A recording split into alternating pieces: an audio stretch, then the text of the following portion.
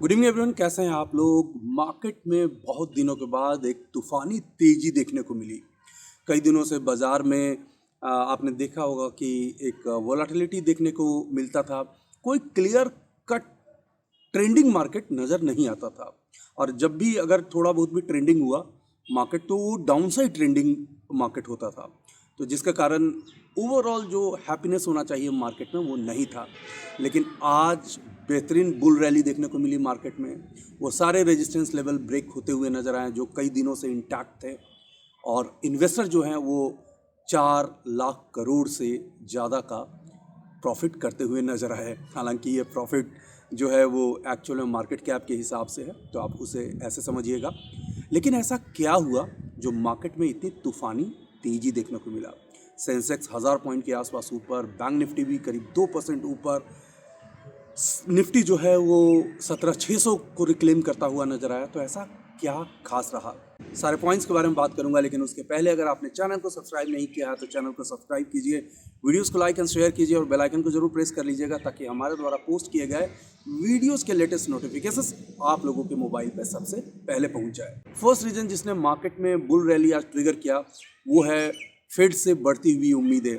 Yes, generally federal reserve की बहुत सारी हॉकी से स्टेटमेंट आ रही थी और उसने मार्केट को प्रेशर में किया था। ये भी उम्मीद लगाया जा रहा था कि चूंकि इन्फ्लेशन रिबाउंड हो गया है, बढ़ गया है, तो इंटरेस्ट रेट बढ़ाए जाएंगे। लेकिन अभी अटलांटिक फेडरल रिजर्व के चेयरमैन हैं राफेल बोस्टिक। उनका ये कहना है कि जो फेडरल बेंचमार्क लेंडिंग रेट है उसको बढ़ा करके 5% टू 5.25% कर देना चाहिए, जो कि लोगों की उम्मीदों से थोड़ा सा कम ही है, यानी बेहतर है।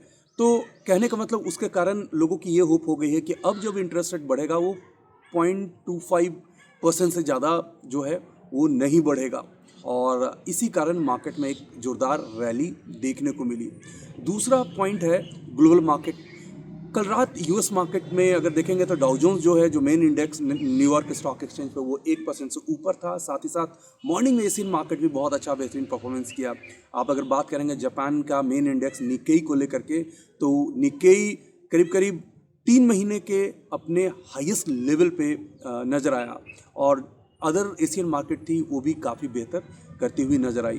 दूसरा सबसे बड़ा रीज़न है अदानी ग्रुप को लेकर के। अदानी ग्रुप के स्टॉक्स जो हैं वो काफ़ी बेहतरीन परफॉर्मेंस देते हुए नजर आए। टोटल अगर अदानी ग्रुप के बारे में बात करेंगे सारे शेयर्स को मिला करके, तो उनका मार्केट कैप आज 50,000 करोड़ से ज़्यादा बढ़ता हुआ नजर आया। 10 में से 7 ऐसे स्टॉक थे जिनका जो अपसाइड आज है 5% से ज़्यादा नजर आया। अदानी इंटरप्राइजेस तो अच्छा खासा एक्सेप्शनली बहुत तेज होता हुआ नजर आया है। रीज़न क्या है आप जानते हैं कि अदानी ग्रुप ने यूएस की एक एंटिटी जो है GQG, उसके साथ 15,000 करोड़ का एक डील साइन किया है। तो ऐसे सिनारियों में जब अदानी ग्रुप से स्ट्रगल कर रहा था, ये बहुत अच्छी खबर है। और अदानी ग्रुप में इस तरह की तेज़ी बनना बुल मार्केट के लिए तो बहुत ज़रूरी था। अब इसका इफेक्ट जो है वो बैंक्स पे पड़ा है। आज बैंक निफ्टी है 2% ऊपर, PSU बैंक्स जो हैं वो करीब 4.5% से भी ज़्यादा ऊपर नजर आए हैं। आखिर क्या रीज़न है इनका भी ऊपर जाने का? सबसे बड़ा रीज़न यही है अदानी ग्रुप का जो यूएस एंटिटी के साथ डील हुआ है। क्योंकि कहा यह जा रहा है कि जो 15,000 करोड़ की डील हुई है, वो जो पैसे आएंगे वो पैसे जो है वो मोस्टली डेट को क्लियर करने में नजर आएंगे। तो उसके कारण बैंकों पे जो डेट का स्ट्रेस है अदानी ग्रुप के द्वारा वो काफ़ी कम होता हुआ नजर आएगा। तो इसलिए बैंक शेयर्स जो हैं वो देवर फ्लाइंग लाइक एनीथिंग। अगला पॉइंट हो सकता है एक रुपीज़ के बारे में भी हम बात कर ले।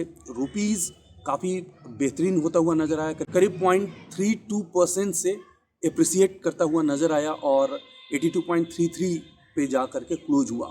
जब तक डॉलर 83 के नीचे है काफ़ी राहत है। 83 एक रेजिस्टेंस बन चुका है, तो उसे भी ध्यान में देखिएगा।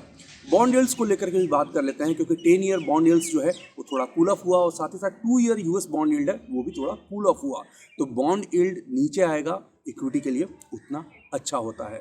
तो गाइज आज की मार्केट देख करके एक चीज़ तो कंक्लूड कर सकते हैं कि मार्केट जो है वो सुप्रीम होती है।